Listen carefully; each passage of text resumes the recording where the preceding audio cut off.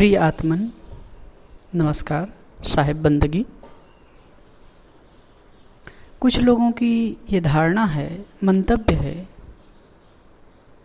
कि हम तो कठपुतली हैं, ऊपर सूत्रधार जैसा करवाता है वैसे करते हैं।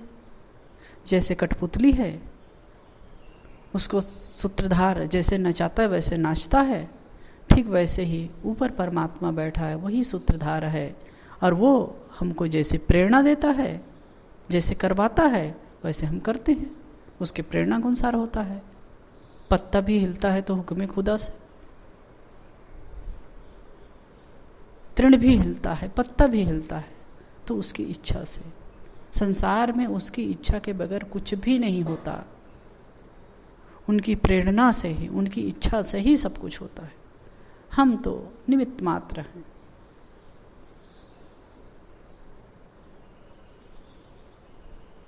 जो कुछ भी करता है ऊपर वाला करता है, ऊपर वाले की प्रेरणा से होता है। तो पहले ऐसे विचार रखने वालों बंधुओं से पूछना चाहिए कि ऊपर वाला शुभ है कि अशुभ, पवित्र है कि अपवित्र, सज्जन है कि दुर्जन। क्या कहेंगे? ऊपर वाला अच्छा है कि बुरा? वैसे तो उनके लिए कहा जाता है कि वो दयालु है, कृपालु है, गरीब निवाज है, सर्वज्ञ है, सर्वशक्तिमान है, सर्वसमर्थ है, ये कहा जाता है। जब ये है और वो दयालु कृपालु है, गरीब निवाज है, तो फिर वो गलत प्रेरणा क्यों देगा? दुनिया में अच्छा होता है तो ठीक बात है, उसका समाधान है कि भाई वो उसकी इच्छा से, उसकी प्रेरणा से हो रहा है। लेकिन दुनिया में जो पाप ताप होता है वो किसकी प्रेरणा से? आजकल ये जो कोरोना का दौर चला है, इसमें कितने डॉक्टर तो समर्पित होकर के सेवा कर रहे थे, अपने जान को जोखिम में डाल करके सेवा कर रहे हैं। लेकिन कुछ लोग तो इसमें अपना उल्लू सीधा कर रहे हैं पैसा बनाने के लिए। कई डॉक्टरों से भी मेरे पास फोन आता है कि कितने डॉक्टर क्या क्या कर रहे हैं। कितने लोग तो जो कोरोना के दवाई के नाम पर फर्जी दवाई बना करके और बाजार में उतार रहे हैं, इधर उधर बेच रहे हैं, लाखों करोड़ों रुपए कमा रहे हैं। कितने लाखों करोड़ों की जिंदगी से खेल रहे हैं। ये भी ऊपर वाले की इच्छा से ही होता होगा। बदमाश गुंडे आते हैं, लूटते हैं, मारते हैं, खून खराबा करते हैं, बहन बेटियों की इज्जत लूट लेते हैं। ये भी ऊपर वाले की इच्छा से होता होगा। आतंकवादी आते हैं, कहीं कोई मस्जिद में नमाज पढ़ रहे हैं, कोई मंदिर में पूजा कर रहे हैं, कहीं पर प्रार्थना कर रहा है, आते हैं, धर धर धर धर धर धर धर धर गोली मारते हैं, सैकड़ों लोगों को भून के चले जाते हैं। ये भी ऊपर वाले की इच्छा से होता होगा। इसका क्या समाधान है? यदि ऊपर वाले की इच्छा से होता हो तो सब शुभ ही होना चाहिए ना। अशुभ क्यों होता है? गलत क्यों होता है? पाप ताप क्यों है संसार में? और जब ऊपर वाले की इच्छा से हो रहा है ये कहते हैं, तो फिर यहाँ करने वालों को ताप क्यों होता है? उनको कष्ट क्यों होता है? क्यों उनको दंड मिलता है? क्यों दंड मिलता है उनको? पुलिस पकड़ करके उसको जेल में डाल देते हैं, कितने फांसी लटका देते हैं। क्यों? क्योंकि ऊपर वाले की इच्छा से। उनका तो कोई दोष नहीं है, कठपुतली का कोई दोष नहीं है। कठपुतली ना तो बिगड़ सकती है ना बन सकती है, वो जैसी वैसी है ना। वो गलती कर सकती है ना सही कर सकती है, वो तो सूत्रधार करता है ना। तो प्राणी ने तो गलत नहीं किया, सूत्रधार करने वाला ईश्वर है, तो उसकी प्रेरणा से सब हुआ। तो उसे मनस्ताप क्यों होता है? सुपीड़ा क्यों होती है? या उसको फिर दंडित क्यों किया जाता है? इसका क्या समाधान?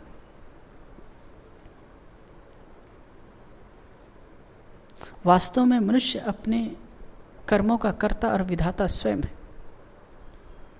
ऊपर वाले के ऊपर डालकर हम अपने कर्मों के से, अपने कर्तव्य से कि जिम्मेदारी से वंचित नहीं हो सकते। इन बातों को समझना चाहिए, विचारना चाहिए। जब तक आप अपने कर्मों की जिम्मेदारी नहीं लेंगे तब तक उससे मुक्त भी नहीं हो सकते। जो कुछ भी आप करते हैं अपनी इच्छा से करते हैं, अपनी भावना से करते हैं। कोई ऐसा ईश्वर नहीं जो आपको प्रेरणा देता है। ईश्वर की धारणा अपने आप में अद्भुत है, ठीक है, लेकिन उसकी प्रेरणा से आप करते हैं, ये गलत बात है। आप अपनी इच्छा और से, अपनी भावना से कर्म करते हैं, और जैसे कर्म करते हैं वैसे फल भी पाते हैं। कोई ऐसा नहीं जो प्रेरणा देता हो।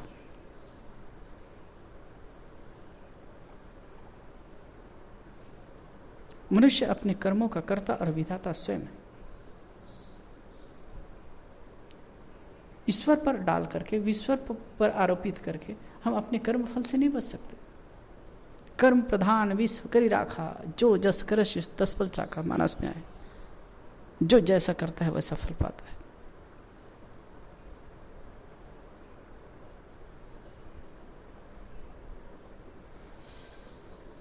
गीतम भी बात आई है,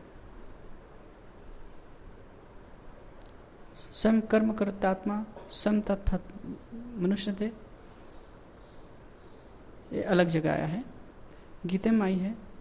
न करती तुम न कर्माणि लोकस्य सृजति प्रभु, न कर्म फल संयोगम स्वभाव वस्तु प्रवर्तते। न करती तुम, किसी के अंदर कर्तृत्व तो पैदा नहीं करता। न कर्माणि, किसी के लिए कर्म भी नहीं करता। लोकस्य सृजति प्रभु, न कर्म फल संयोगम, मैं कर्म फल का संयोग भी उपस्थित नहीं करता। स्वभाव वस्तु प्रवर्तते, स्वभाव से ही लोग करते हैं, स्वभाव से ही लोग करते हैं। अपने स्वभाव, इच्छा, भावना के अनुसार जो कर्म करता है।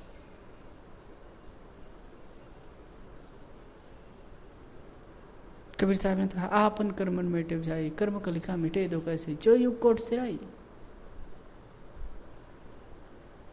जो कुछ कर्म करते हैं उसका फल भोगना होता है।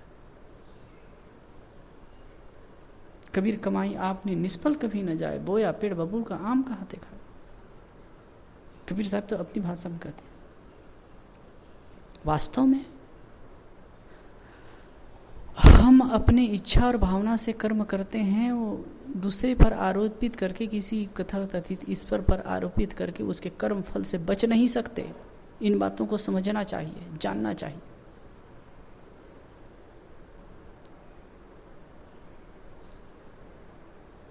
एक बात होती है कि जो कुछ भी करते हो ईश्वर देखता है। ईश्वर क्या देखेगा?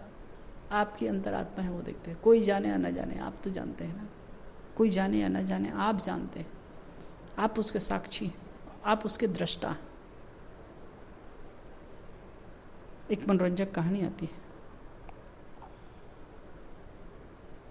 गुरुदेव जी कहा करते थे, एक सुभान मियाँ थे। वो खेत में टट्टी करने गए और बेर पेड़ के नीचे टट्टी करने बैठे। टट्टी कर रहे थे और सामने पका पका फल गिरा था, बेर का फल। तो उसे लालच को रोक नहीं पाए और खाने भी लगे। इधर टट्टी करते गए, इधर बेर खाते गए। उस गांव में शाम को वेश्या का नाश हो रहा था। उसमें सब लोग गए। नियत समय पर नाच शुरू होने वाला था। सुभान मियाँ भी नाच देखने के लिए गए। उनको सम्मान से, और सम्मानित व्यक्ति थे, तो उनको आगे बैठाया गया इज्जत के साथ। वेश्या नाच गान शुरू की तो नाचते हुए वो गीत गाती है, और गीत गाने में पहले कड़ी गाने लगी। सुभान तेरी बतिया जान गई मैं राम, सुभान तेरी बतिया जान गई मैं राम। उनकी बात सुनकर सुभान मियाँ तो सहम से गए। जान गई राम, क्या आप मेरी बात को जान गए? अब आज तो मैंने कोई गलती नहीं की है। यही है कि टट्टी करते करते बेर खाया, हो सकता है उधर गई रही हो, अब देख ली हो कहीं से, तो वो एक कीमती साल ओढ़े रहे, उसको उतार करके वेश्या को दे दिए। वेश्या खुश हो गई, क्योंकि इस प्रकार से उनको इनाम, कीमती उपहार कभी नहीं मिला था, और वो भी शुरू में ही बहुत खुश हो गई। फिर वो कहे सुभान तेरी, अगली कड़ी गाने शुरू की, सुभान तेरी बतिया कह दूंगी राम, सुभान तेरी बतिया कह दूंगी राम। तो सुभान में सोचते हैं पता नहीं भाई इतने में संतोष ना हुआ, वो अपनी कीमती अंगूठी पहने थे, उसको सोने की अंगूठी थी, उसको निकाल करके दे दिए, उनको दे दिए। उसको पा करके तो और बहुत खुश हो गए, उछल पड़े, क्योंकि उतना इनाम उसको कभी नहीं मिला था। अगली कड़ी गाने लगी, सुभान तेरी बतिया कह रही हूँ राम, सुभान तेरी बतिया कह रही हूँ राम, एकदम बारा न्यारा। अब तो सुभान में असर रहा नहीं गया, छल्ला